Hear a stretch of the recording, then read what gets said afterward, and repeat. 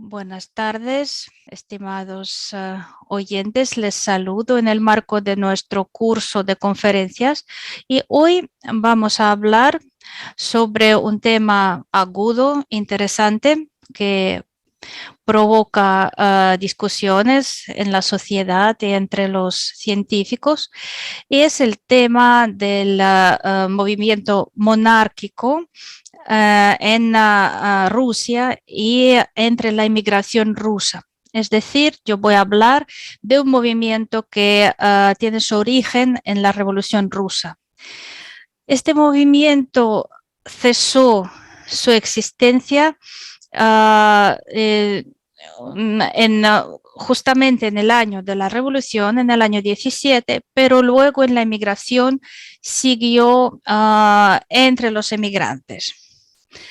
Es curioso que los que tenían las convicciones monárquicas pudieron formar un partido mucho más tarde que otros partidos políticos de Rusia. Lo que pasa es que a inicios del siglo XX en Rusia estaba prohibido, es decir, llevar una actividad política. Era peligroso. Cuando en 1905 fue editado el manifiesto del zar Nicolás II, sí se abrió esta brecha, esta posibilidad de formar partidos. Sin embargo, había otros partidos. Los primeros se formaron los revolucionarios, que querían derrotar el régimen zarista. Luego se formaron otros partidos liberales que querían de las formas del K. Y los defensores de la monarquía fueron los últimos en organizarse, es decir, cuando el zar lo permitió. Y perdieron mucho tiempo, es decir, llegaron tarde a la matriz política de los inicios del siglo. ¿Cuáles eran los partidos monárquicos en Rusia?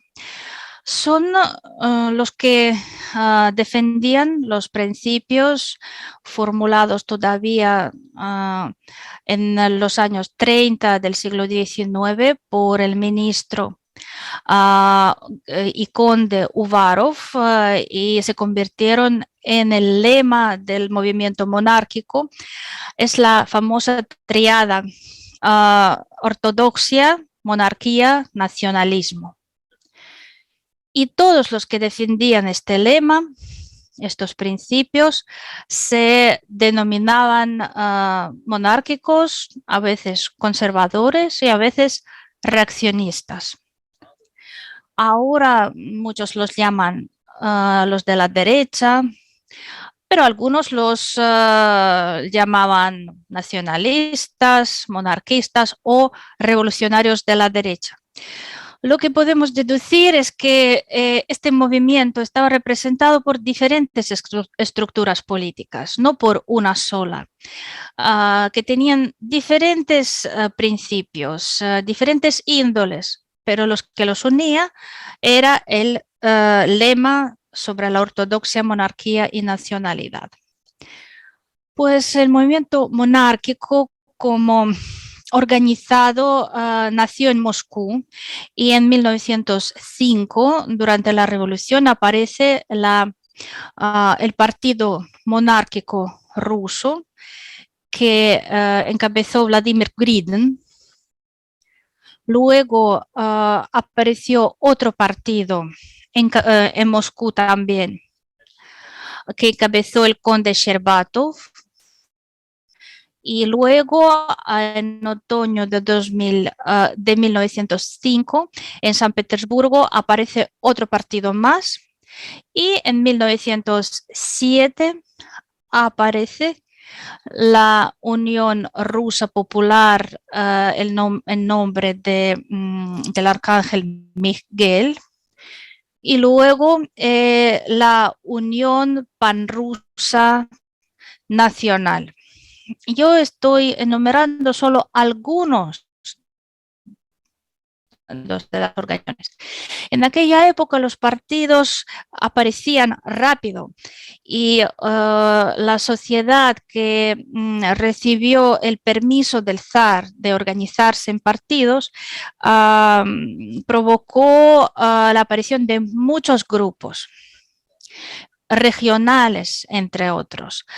Los más pequeños, los partidos regionales, no duraron mucho. Algunos se unieron con grupos más grandes. A todos ellos los llamaban la derecha rusa y así figuran en la literatura histórica académica.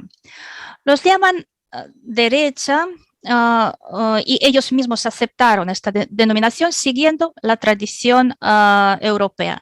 Desde la Gran Revolución Francesa, cuando en el Parlamento a la derecha del presidente estaban los royalistas y a la izquierda los de la oposición, los liberales, esta tradición siguió y se difundió en diferentes países y a los monarquistas rusos les gustó mucho esta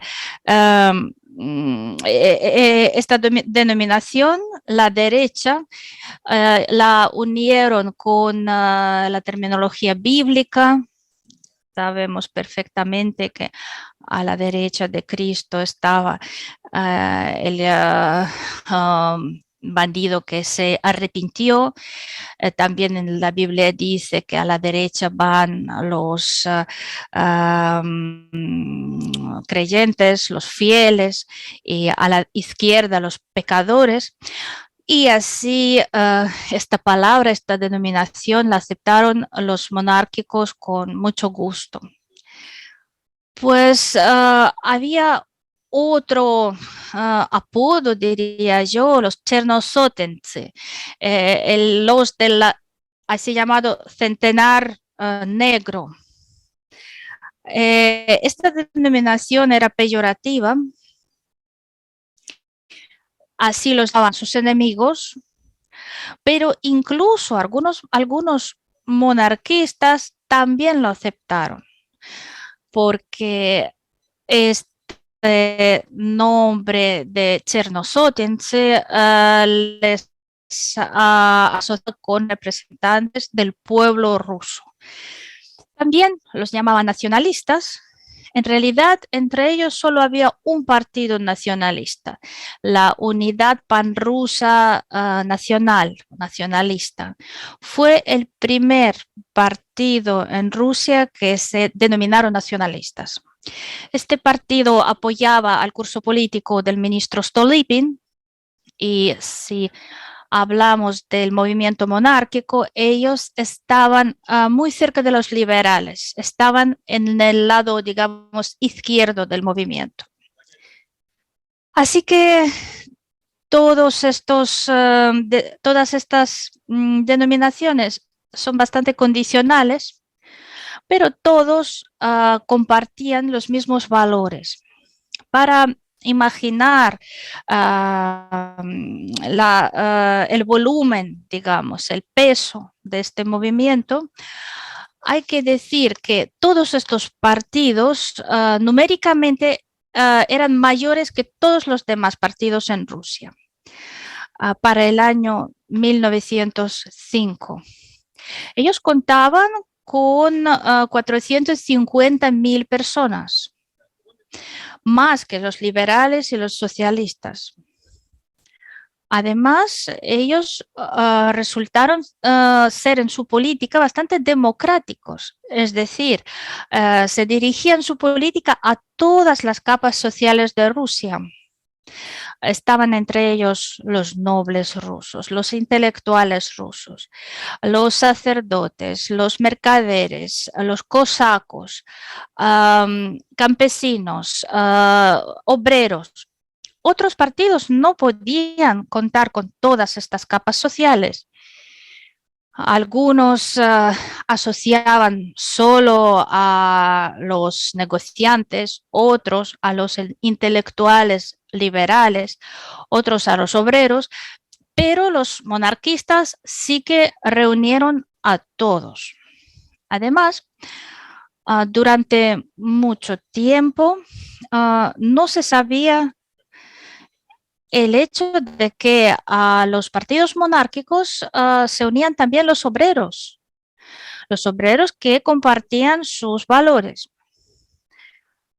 En cuanto a las juntas directivas, los que encabezaban estos partidos, hay que decir que su nivel de educación era muy alto y a pesar de que sus contrincantes les decían poco educados, apegados a los principios anticuados, en realidad no era así.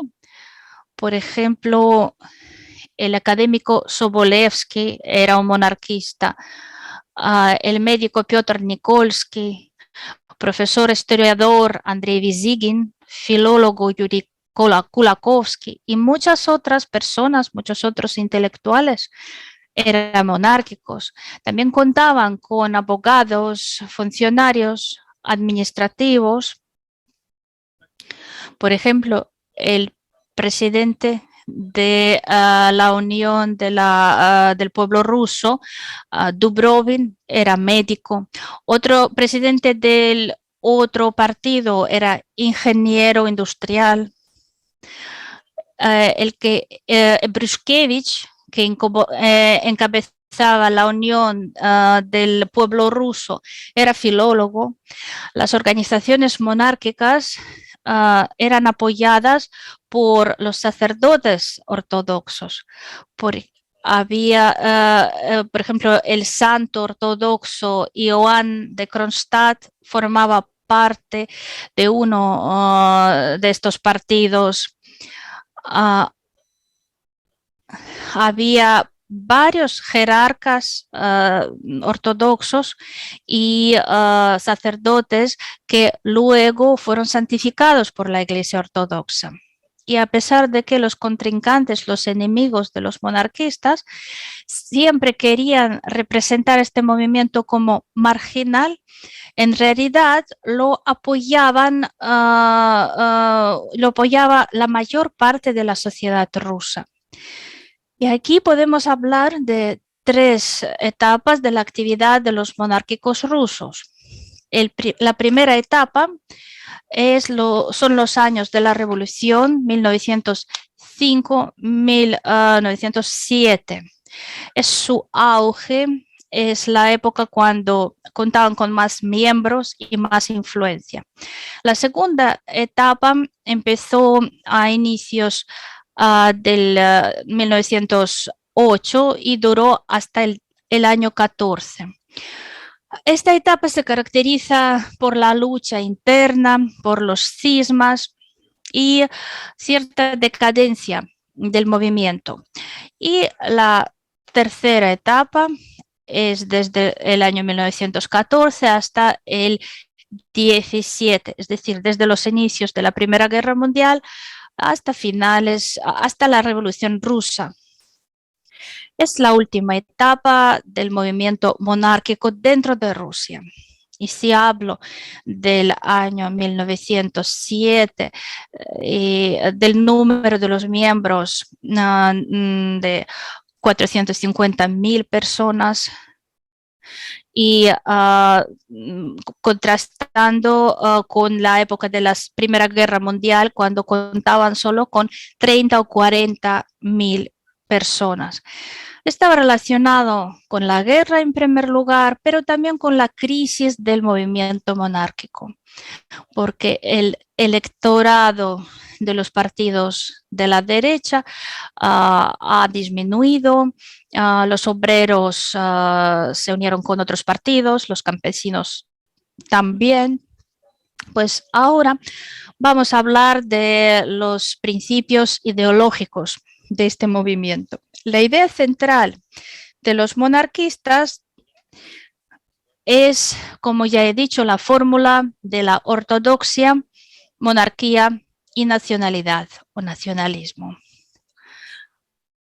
Para los rusos de la derecha, la fe cristiana ortodoxa era su base más la forma de gobierno es la monarquía y todo tenía que estar enfocado en los valores del pueblo ruso.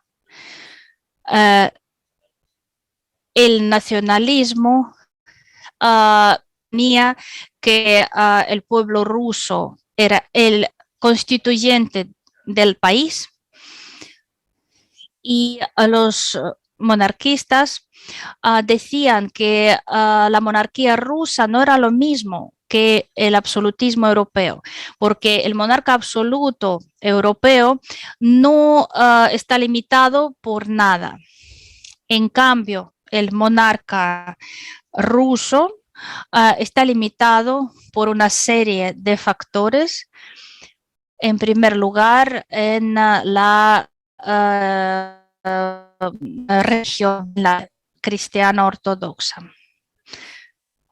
Uno de los políticos rusos, Georgi Kochetkov, decía que la monarquía rusa se construía mientras que el absolutismo europeo estaba enfermo. Los monarquistas de los inicios del siglo XX se consideraban herederos de los conservadores de finales del siglo XIX y estar mecánicamente de imitar las formas de gobierno de Europa occidental. Ellos siempre estaban en contra de los valores burgueses, en contra del materialismo, en contra del anticlericalismo, cosmopolitismo y criticaban la idea de que criticaban el antitradicionalismo. Y como los conservadores rusos, igual los monarquistas, siempre reconocían la prioridad de la forma del gobierno monárquico y apoyaban el principio de la desigualdad natural de las personas. Y eran apologetas también de patriotismo y nacionalismo. Y estas ideas los llevaron a formar institutos y apoyar institutos tradicionales del país, como la iglesia, el ejército y la escuela. Había rasgos específicos de los monarquistas. Por ejemplo, el nacionalismo no era la primera idea de la triada. Había diferentes movimientos dentro de los que apoyaban el monarquismo. Algunos veían la prioridad de la ortodoxia, otros de la monarquía y otros de los movimientos nacionales. Los monarquistas tradicionales siempre decían que el nacionalismo tiene que ocupar el tercer lugar de la famosa triada. Aquí es importante destacar que el nacionalismo adquiría diferentes rasgos. Algunos se enfocaban en la idea chauvinista, nacionalista, otros más bien lo imaginaban como la base para construir el Estado. Se enfocaban en la cultura rusa y eran mucho más suaves. En principio, todos los partidos monárquicos se posicionaban como defensores del pueblo ruso. Pero cuando decían ruso, no hablaban de la etnia rusa, hablaban más bien del integrante cultural y política. El ruso para ellos era un creyente ortodoxo que hablaba ruso y que consideraba la cultura rusa como su cultura natal, y el que era fiel a su monarca y a su estado. Es muy interesante que si vamos a ver a personajes, representantes del movimiento monárquico, veremos a descendientes de estirpes tártaras, alemanes, moldavos, franceses, georgianos, holandeses, bueno, todos asentados en Rusia, que hablaban ruso, pero que tenían sus apellidos que no eran rusos. Estas personas se consideraban rusos y desde el punto de vista de los monarquistas de aquella época tenían todo el derecho de considerarse personas rusas, y ellos consideraban la cultura rusa como su propia cultura. Muchas veces los monarquistas y nacionalistas rusos destacaban que los que vinieron a Rusia de fuera a veces son más rusos porque conocen mejor la cultura rusa y han aportado más al Estado ruso que los que nacieron aquí. Algunos de los que nacieron aquí, incluso algunos políticos. A los de la derecha los acusaban de que sus programas eran arcaicas, obsoletas, no correspondían a su época. Por parte es verdad, es difícil discutir con esto, porque siempre la parte más conservativa, más conservadora, quiere mantener el régimen del gobierno de antes. El país cambiaba y su deseo de conservar a Rusia tradicional como un país agrario estaba muy claro, pero muchas veces no correspondía a los cambios de la época. Había que resolver diferentes problemas. El problema agrario, el problema del ejército, que necesitaban armas más modernas. Y a diferencia de los socialistas que querían llegar al poder, los monarquistas no tenían este fin. Los partidos no al poder porque consideraban que el poder tenía que estar en manos del monarca. Ellos solo querían influir en el monarca. Y los métodos de estas influencias eran diferentes. Ellos organizaban manifestaciones, diferentes actos benéficos, eventos organizados junto con la iglesia, ponen fuego de Gaza. Ellos apoyan mucho la actividad editorial. Los líderes de los partidos de la derecha podían dirigirse a todo desde la tribu parlamentaria desde 1905. Entre ellos, incluso había partidos, no, por ejemplo, Shevich organizó la Unión Rusa Popular del Arcángel Miguel. En realidad convirtió su partido en un grupo monárquico de tipo parlamentario y su actividad se desarrollaba entre las paredes del parlamento. Este partido se dedicaba mucho a las cuestiones económicas, se dedicaba a la propaganda, a la actividad editorial,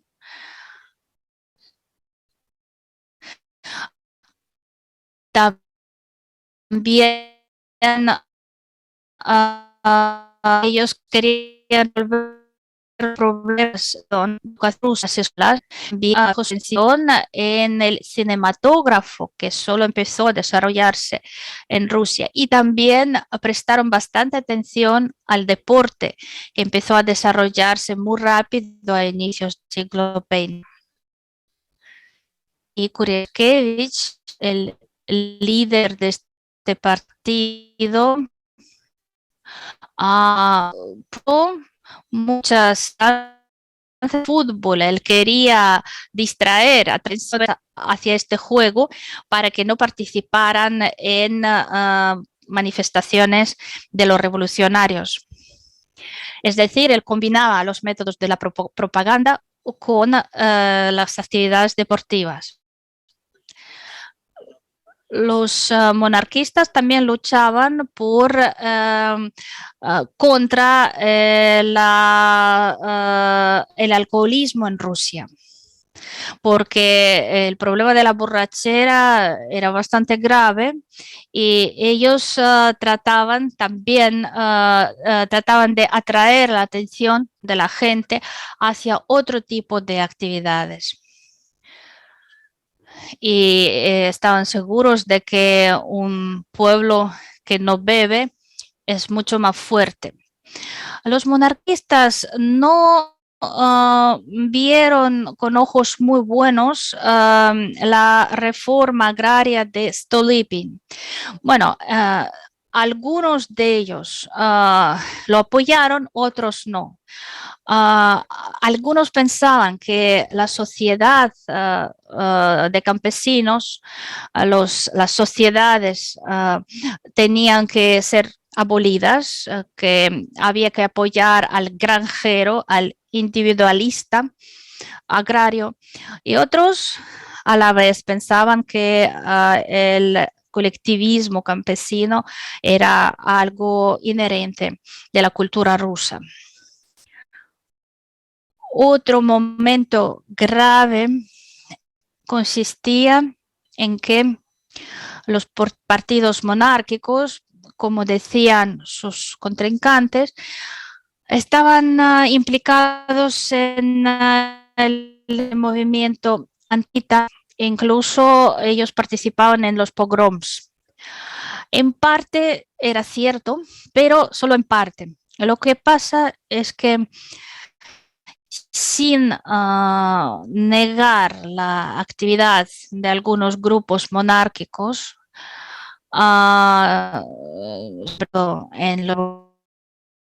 incluso algunos de los miembros de estos partidos estaban implicados en asesinatos políticos.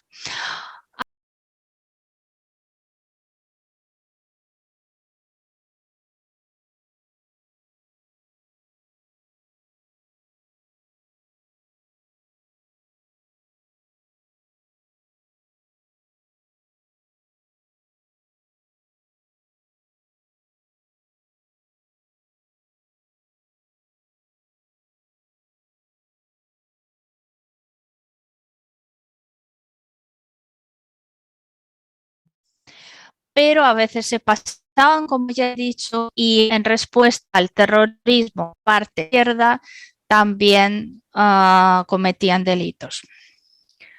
En octubre de 1905 hubo muchos pogroms, muchas masacres de judíos en Rusia.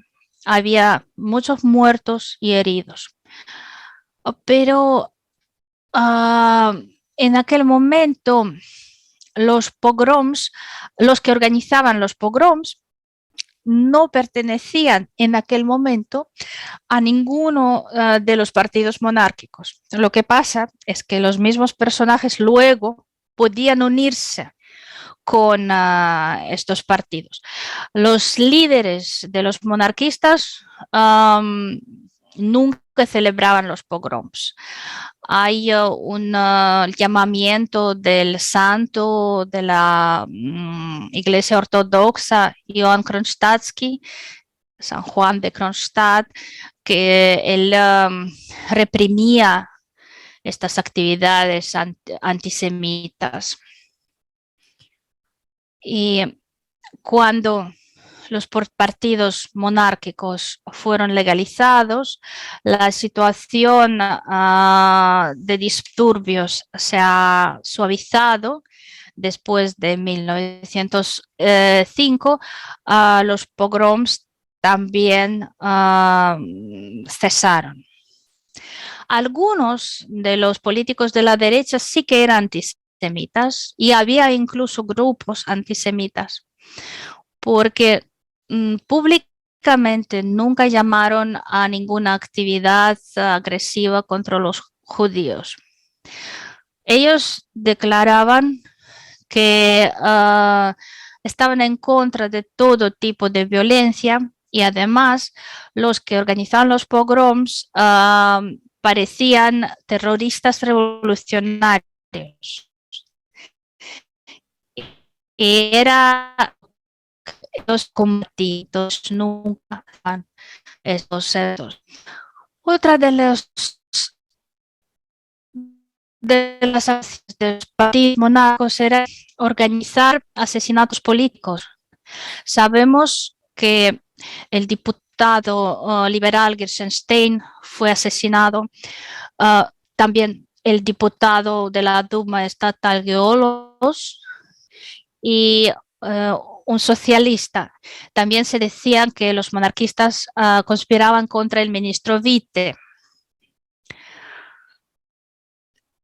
Pero parece que los monarquistas sí que tenían relación con estos asesinatos, pero no se ha demostrado todavía si esto eran iniciativas desde abajo o eran órdenes de los líderes de estos partidos. Por lo menos públicamente ellos se negaban de estar implicados y reprimían este tipo de actividad terrorista.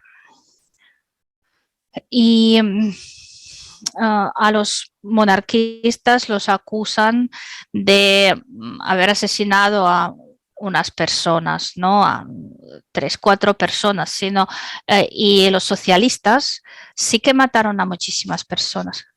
Por ejemplo, el socialdemócrata Georgi Plekhanov decía que era que no quería el terrorismo, pero también decía que contra los monarquistas la única vía de interaccionar era el terror. Así que los monarquistas siempre explicaban estos excesos por un nivel moral, ético bajo de algunos de los miembros de estos partidos. Por ejemplo, Kureskevich en el año 1916 estaba implicado en el asesinato de Grigori Rasputin. Esto es así, pero los de la derecha y los de la izquierda veían con muy diferentes ojos el terrorismo en general. Los monárquicos se declaraban como fieles adeptos, fieles siervos del zar, del monarca, pero no eran fieles al gobierno. Y entonces los de la derecha querían influir en la formación de los gobiernos, querían echar incluso algunos ministros y promover a personas que consideraban fieles a la monarquía.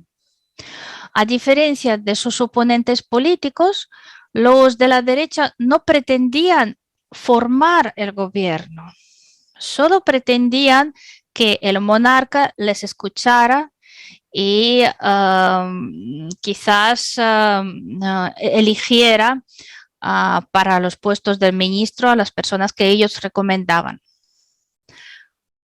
Hay que decir que los miembros del gobierno ruso también veía con muy diferentes ojos el movimiento monárquico. Piotr Stolypin, por ejemplo, hizo mucho para debilitar a los monarquistas, sobre todo su parte más radical, más derecha.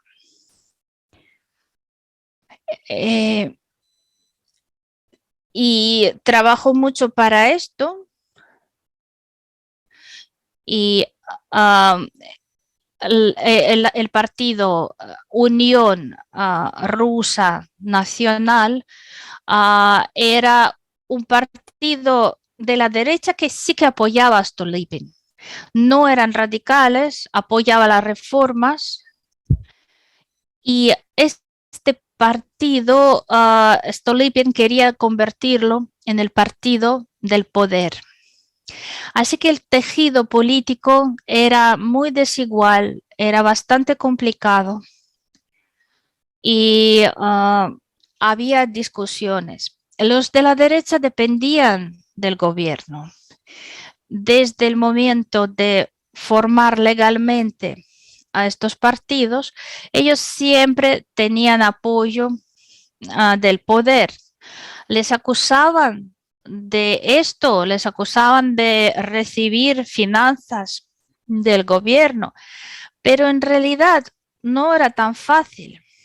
Las subvenciones que el gobierno les entregaba no eran suficientes, solo les permitía mantenerse a flote o editar sus materiales, sus libros.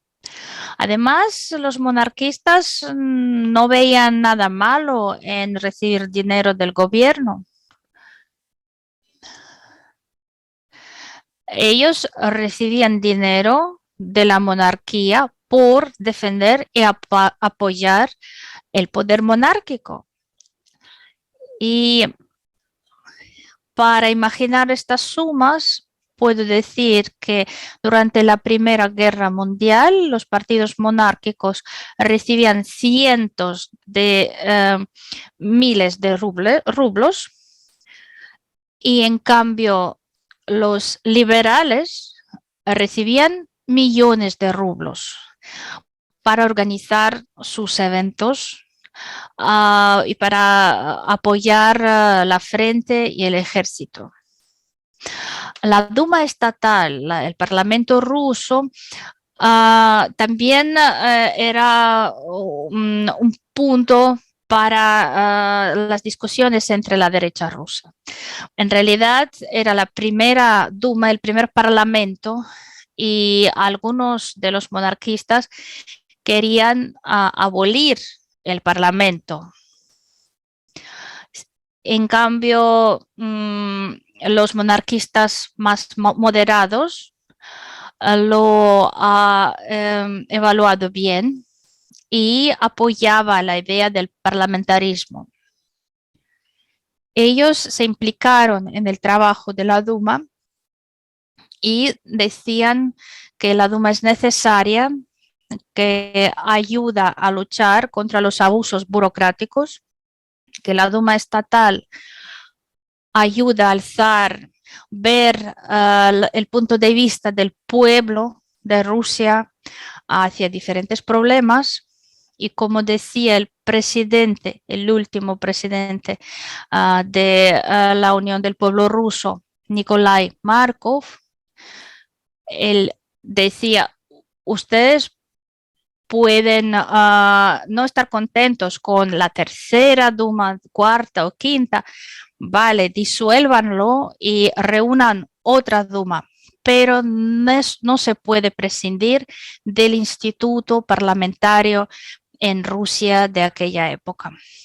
En lo que toca a los nacionalistas rusos, ellos apoyaron la Duma estatal como instituto y desempleaban su actividad dentro de la Duma. Solo antes del año 1917 cambiaron su actitud hacia la Duma.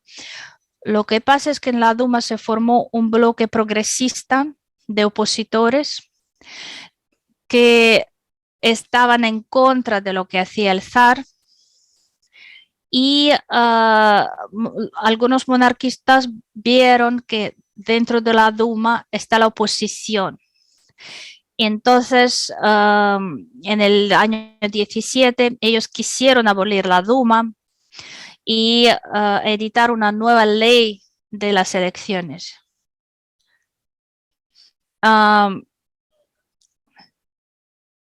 Entonces, ¿cómo querían los monarquistas combatir la revolución? Tenían su propio programa.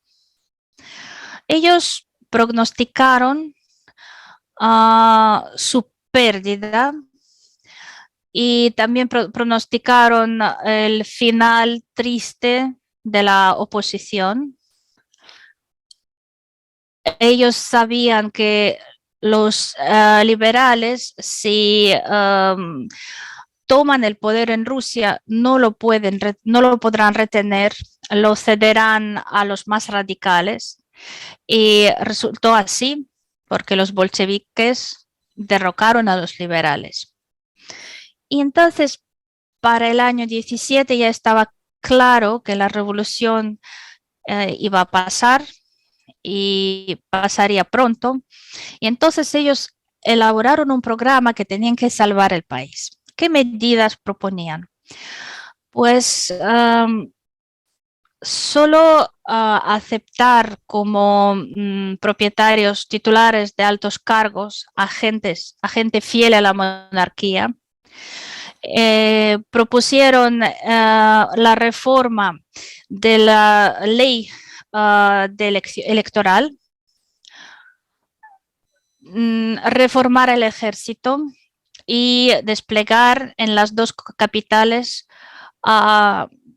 los ejércitos. Y querían prohibir todo tipo de la literatura revolucionaria y radical y aplacar las revueltas. También proponían enviar a los comisarios del gobierno a todas las instituciones. Los gobernadores podían despedir a todos los sospechosos, todos los implicados en la actividad revolucionaria. Y también proponían, en el caso de la revuelta, de algún motín, anunciar el estado de emergencia, etcétera, etcétera. Es decir, hacer todo para no permitir a la revolución, armar a los monarquistas. Y hay que decir que estas propuestas tenían muchos temas que podrían prevenir la revolución. Lo que pasaba es que en el país ya no había posibilidades, no había condiciones para encarnar sus propuestas. Todo esto podría haber pasado si el zar hubiera sido más decisivo, etcétera, etcétera. Estas recetas no han podido ser aplicadas porque en el país ya no había poder fuerte, no había generales fieles al zar y tampoco estos partidos de la derecha no eran un partido unido. Había disturbios entre ellos. Incluso los monarquistas no pensaban que la primera revolución sucedería a inicios ya de 1917. Pero la primera revolución sucedió, el zar abdicó y el gran duque Mikhail Alexandrovich, que tenía que sustituir a Nicolás II, aplazó este hecho Y entonces los monarquistas se disiparon, no tenían líder, ya no tenían a su monarca en el trono y era muy difícil unirse. Y además el pretendente al trono, Mikhail Alexandrovich, propuso esperar la decisión de la Asamblea Constituyente rusa. Entonces, algunos partidos dejaron su actividad, algunos querían esperar, pero la situación cambió. Luego, en la migración, a los monarquistas quisieron restablecer estas estructuras.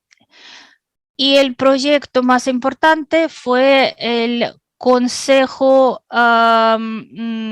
Mayor del movimiento monárquico.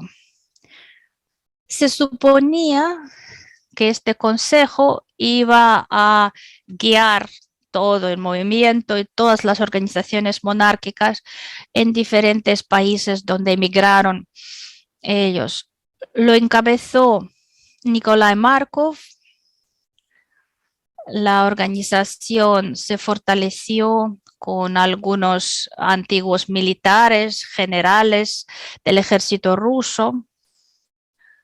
Primero, el consejo se ubicaba en Berlín, su sede. Empezaron a editar su periódico y mantenía y propagaba sus ideas antiguas. En vez de la triade, ellos propusieron el lema siguiente: Dios, zar y el Consejo Monárquico.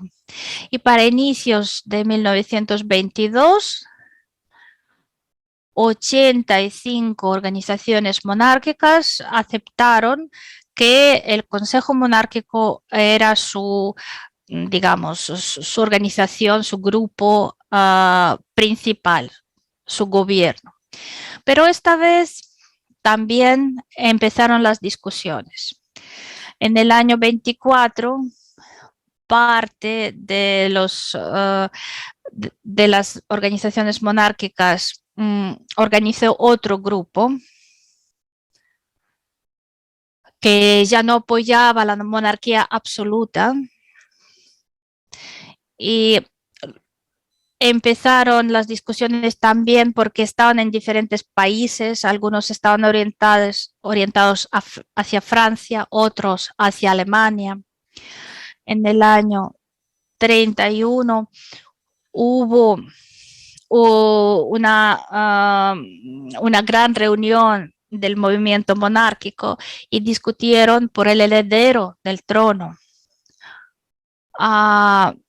Una parte pensaba que quizás la familia imperial pudo salvarse, por lo menos algunos de ellos, pero cuando se dieron cuenta de que todos habían sido asesinados, ellos empezaron a apoyar al gran duque Nikolaevich. Y en cambio el otro, Kirill Vladimirovich Romanov, se proclamó en el año 24 heredero del trono. Pero luego Nikolai Nikolaevich murió y una parte apoyó al conde duque Cirilo y se produjo un cisma entre los monarquistas. El último presidente fue el gobernador Skorzynski, pero para los inicios de la Segunda Guerra Mundial, el Consejo perdió su influencia. Y cuando empezó la guerra, ya no podían tener ninguna influencia. Para concluir, quisiera decir que la situación política de los monarquistas rusos estaba predeterminada. En el año 1916, que no existe amenaza por parte de la derecha rusa. se descreditó la monarquía absolutista del zar. Entonces se descreditó también el movimiento monárquico en Rusia. Lo entendían prácticamente todos. La tragedia del ala derecha, del ala monárquica, consistía en que ellos criticaban muy bien a sus enemigos, a sus contrincantes, a los liberales, los revolucionarios, los burgueses.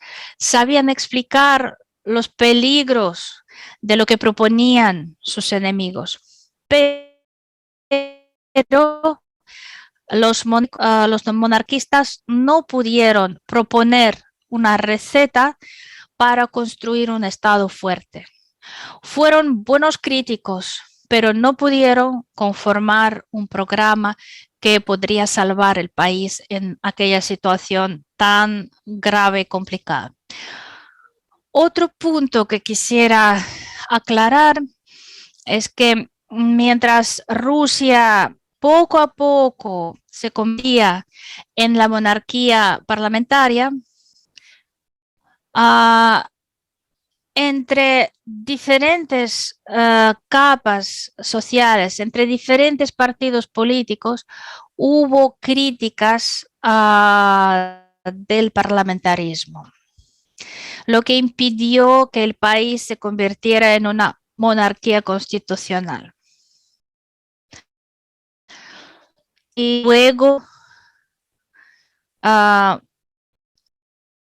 hubo un evento inesperado por nadie, es la revolución del año 1917. Pues en breve es todo. Muchas gracias por su atención y si ustedes tienen preguntas, yo con mucho gusto intentaré contestarlas.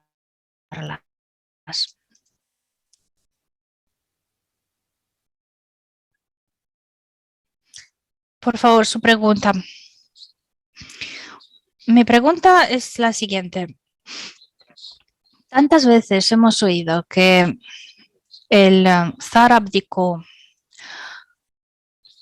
pero si no me equivoco, el documento de la abdicación es solo un papel normal escrito con un lápiz.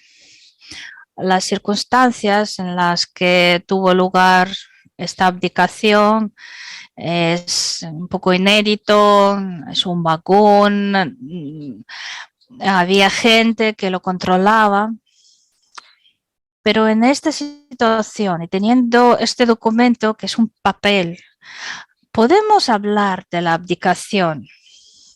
Bueno, el documento fue firmado con lápiz.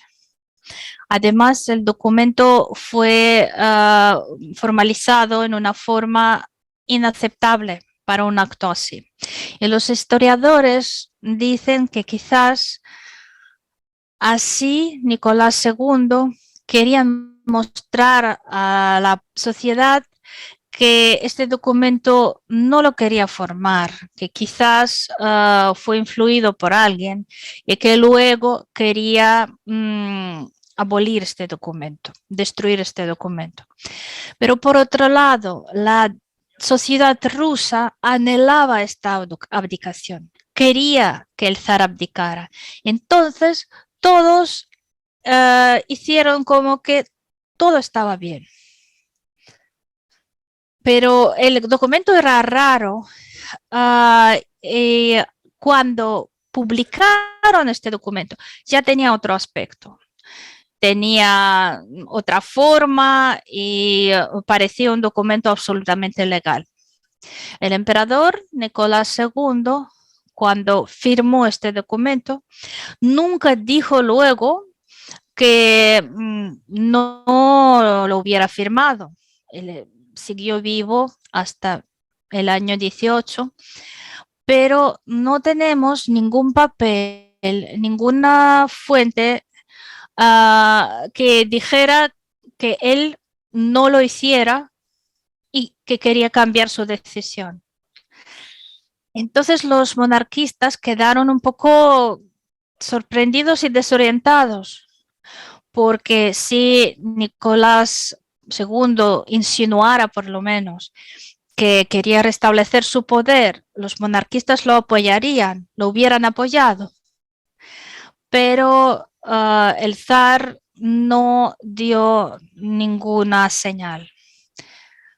Y esto fue algo muy desmoralizante para el movimiento monárquico.